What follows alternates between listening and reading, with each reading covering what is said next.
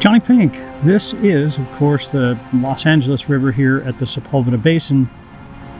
And I have two crop sensor bodies with me today. I have Canon's R7 and the R50. I really do like this little camera body. The eye auto tracking is just locking onto the eyes of these damselflies. So I'm going to show you just a couple of photos today. I'm not going to spend a lot of time. I brought some third party, since Canon doesn't make RF extension tubes. I have some of those too. So if there was something that I really wanted to get close to, I could pop those on and shorten that minimum focus distance down even more. And I also brought, for fun, my teleconverter, or my extension, my 1.4 extender, so that I can get even more reach.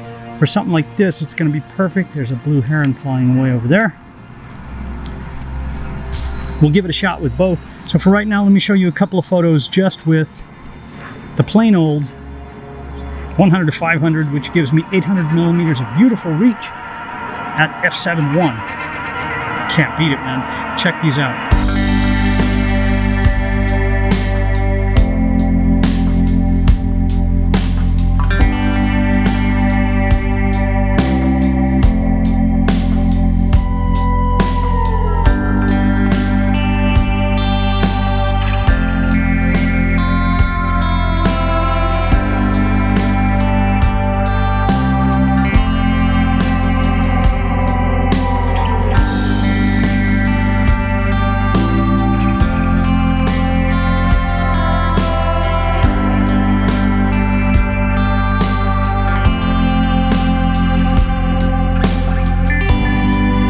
And the reason I come here is because there's damselflies. So until they pull this out when it starts to rain, I'll get gobs and gobs of damselflies.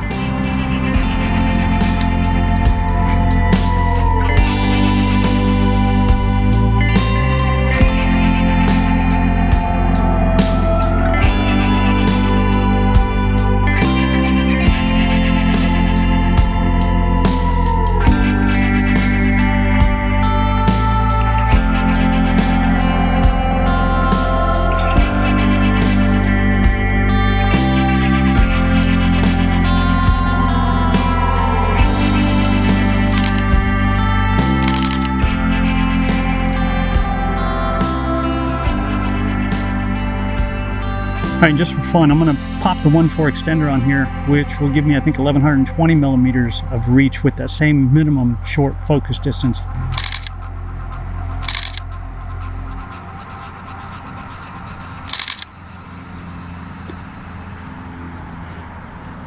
I can fill the frame just that much more. I'm at an f10. I'm still shooting at a shutter speed of 1000 and auto ISO. I'm watching damselflies. They still don't let you get very close, but at least I'm filling my frame just that much more. Watch them land, and take a photo. The reason I want a faster shutter speed as well is because the wind is blowing these reeds all over the place, and they get in the way.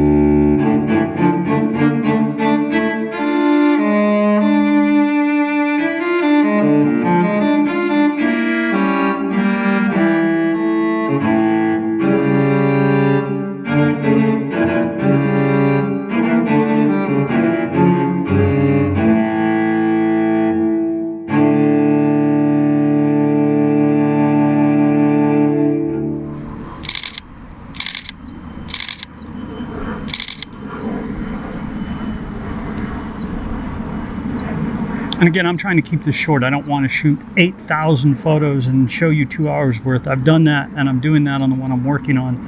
I was using the Canon R8, another entry-level full-frame camera. Their autofocus is just so amazing. This is locking onto the eyes of these damselflies. I am just really enjoying it. And for a $600 camera or $500 camera, whatever this little body is, can't beat it. 24 megapixels of absolute pure fun. This is an expensive setup right here. This together, just this lens setup up front is about $3,000. But you can do the same thing with Canon's RF 100 to 400, which is also a phenomenal little inexpensive setup. And I think that lens is about 500 bucks. Locking right on. There we go. Or I'm going to switch camera bodies now. This is the only lens I'm using today. This is the only setup. And I'm not going to show you 8,000 photos, just some that I think are really cool. I shoot short bursts.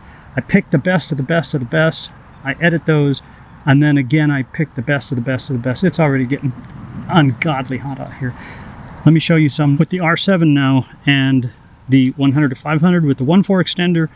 Again, 1120 millimeters, I believe it is. And I'll list it down below. I didn't do the math.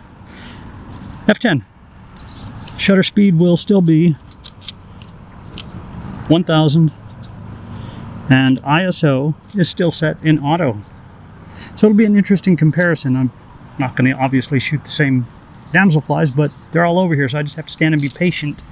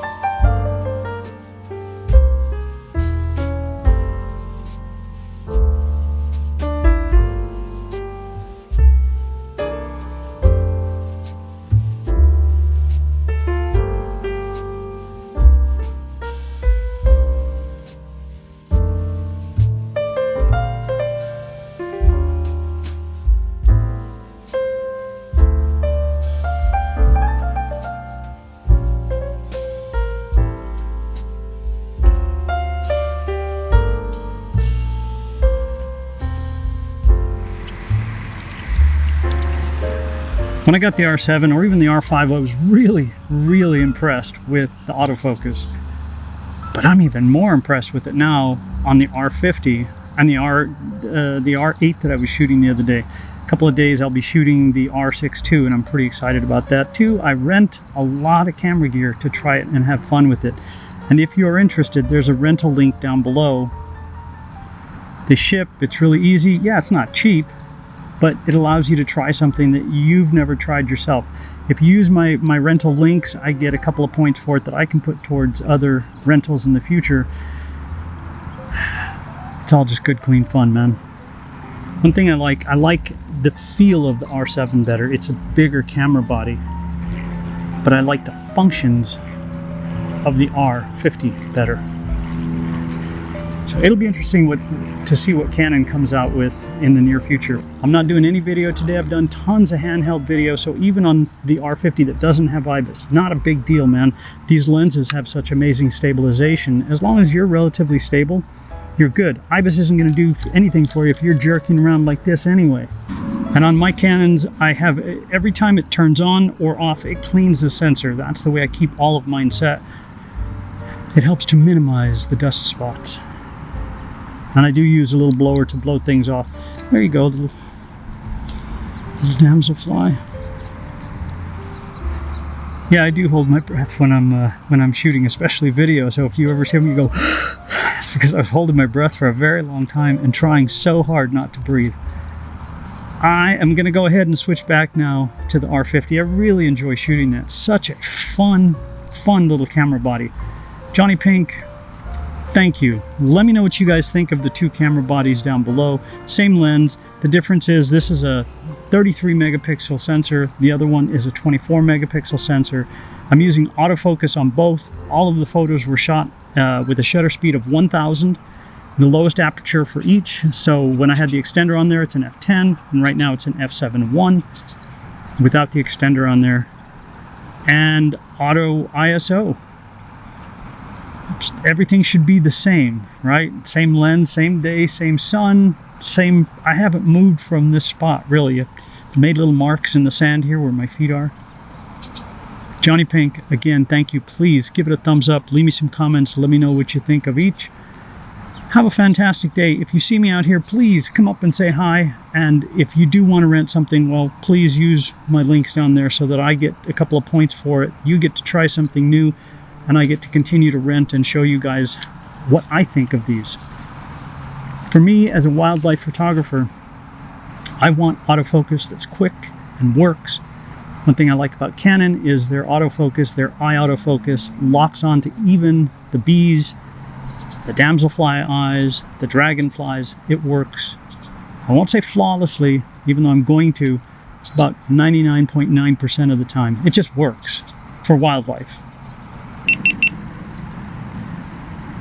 I left my GoPro on too long sitting in the sun. It actually overheated, and that's the first time it's ever done that. But again, I wanted to say thank you. Give it a thumbs up, leave me comments down below, and I did actually get a little bit of video with the R7. It was all over the place.